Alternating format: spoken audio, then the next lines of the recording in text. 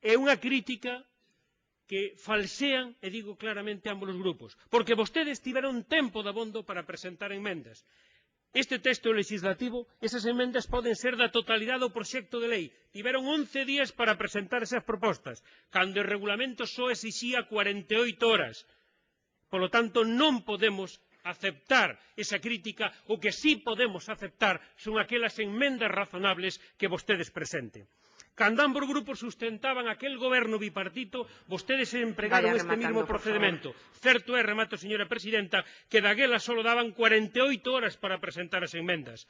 Pero non podemos esquecer que vostedes coñecían este texto mesmo desde antes, posto que coñecidas son as manifestacións públicas que fixeron os seus voceiros nos medios de comunicación. Supoño que non tocarían do oído, quero entender.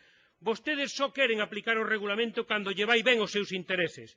Si se respeta o regulamento, pero non lles interesa, atacan o sistema como antixurídico. Si se gobernase por decreto, vostedes neste instante non podían estar formulando todas esas críticas. Esta é a mostra do procedimento e de rigor deste goberno.